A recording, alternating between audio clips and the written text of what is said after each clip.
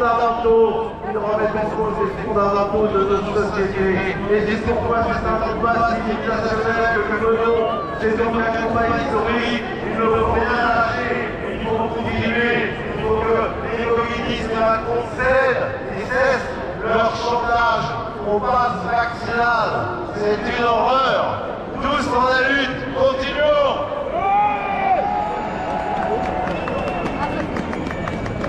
Liberté! Liberté! Liberté! Liberté! Liberté! Mesdames et messieurs, qui continuent d'arriver, la bonne nouvelle c'est que parce que tout le monde a joué le jeu, parce que tout le monde a suivi le mouvement, nous avons pu de manière harmonieuse, homogénéiser la répartition des résistants sur cette place. Merci, merci et merci à tous. Du coup, ce que je conseillais tout à l'heure aux personnes qui arrivent et qui continuent d'arriver, vous pouvez enfin vous mettre sur ce côté de la chaussée, vous pouvez vous rapprocher si vous le souhaitez, puisque la plupart des personnes sont arrivées. Encore une fois, bravo et merci d'avoir joué le jeu. Résistance! Résistance! Résistance! Résistance! Résistance! Résistance! Résistance! Nous avons avec nous un syndicaliste courageux qui va prendre la parole. Il est de Force ouvrière, il va vous expliquer son parcours. Vous pouvez applaudir extrêmement fort Frédéric.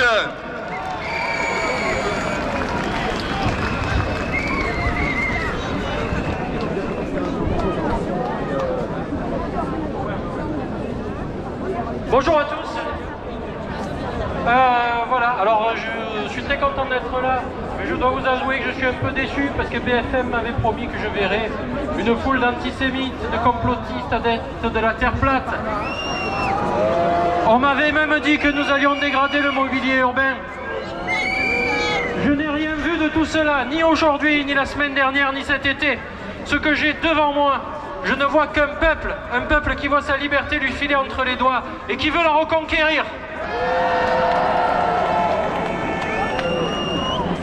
Donc je suis ici le représentant du SNUDI Force ouvrière de l'Orne, le syndicat de l'école primaire.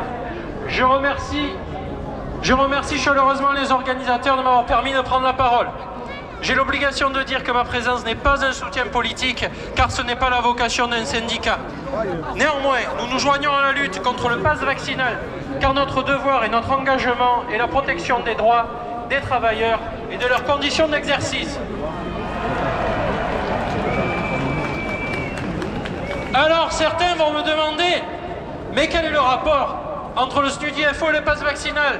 Les enseignants font partie des populations les plus vaccinées.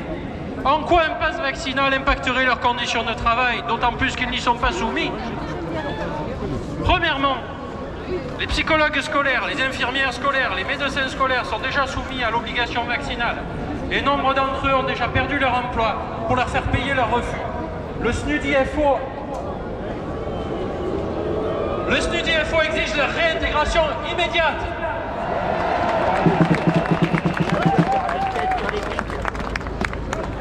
On est bien d'accord. Il y aura des membres qui vont voler en l'air.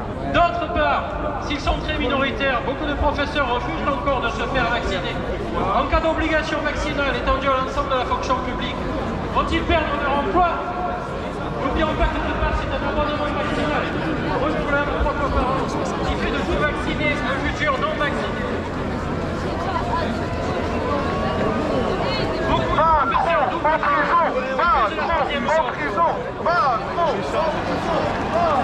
mais vont-ils devenir à leur tour comme nous, des parias, des irresponsables?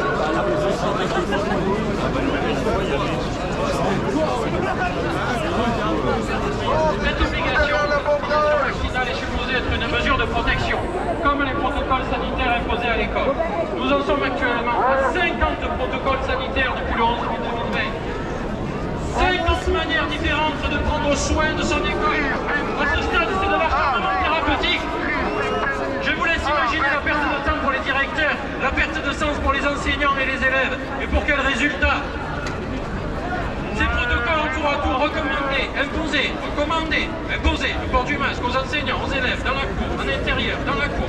Ces protocoles ont recommandé d'aérer entre les cours, pendant les heures de cours, puis surtout pas pendant les heures de cours, puis tout le temps.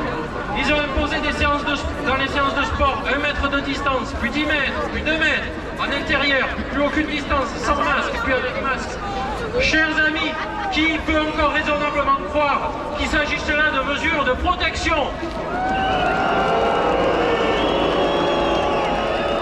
On impose des distanciations sociales à l'école, on proscrit le brassage dans les classes, mais on refuse de créer les postes de remplaçants nécessaires. Lorsque le gouvernement refuse de fournir des masques FFP2 aux personnes vulnérables, lorsqu'il réduit de 11 à 5 les pathologies permettant une autorisation d'absence pour se protéger du Covid, dans un décret scélérat d'ailleurs annulé par le Conseil d'État, peut-on croire qu'il s'agisse de mesures de protection? Cette obligation vaccinale, comme ces protocoles sanitaires, n'est que de la poudre de perlimpinpin pour dédouaner ce gouvernement de ses responsabilités. Protéger les personnes qui en ont vraiment besoin? Non, emmerder 100% de la population avec ce vaccin et avec les masques. Soyons honnêtes, ce vaccin, s'il avait été inoculé seulement aux personnes volontaires, aurait été effectivement considéré comme du pain béni par les Français. Mais voilà, leur choix était celui du mépris, de la haine, de la répression, de la culpabilisation, de la mise en index, comme tout le temps depuis 5 ans. Ce gouvernement, comme les précédents, qui a toujours expliqué à ses agents publics qu'ils pouvaient faire toujours plus avec moins de moyens. Ce gouvernement réclame et s'octroie toujours plus de pouvoir pour des résultats toujours plus déplorables.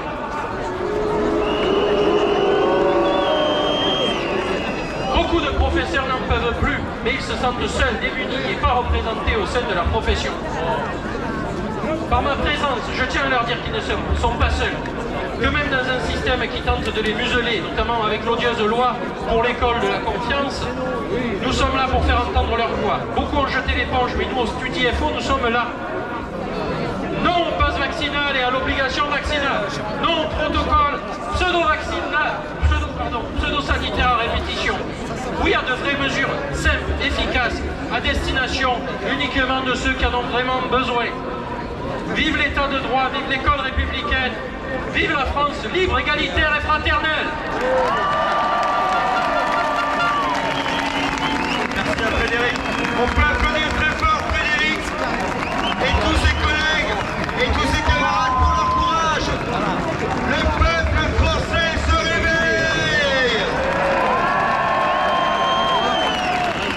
Nous avons avec nous une représentante. D'habitude nous passons devant le ministère des Outre-mer, ce n'a pas été le cas aujourd'hui.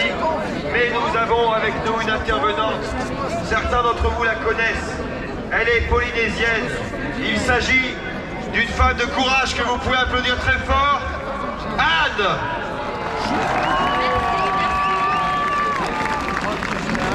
Alors avant de commencer, je voudrais sincèrement remercier les patriotes. Je suis reconnaissante d'avoir pu m'exprimer tant de fois sur scène. Merci car chaque samedi, les manifestations nous ont bien sûr permis de mener notre combat, mais surtout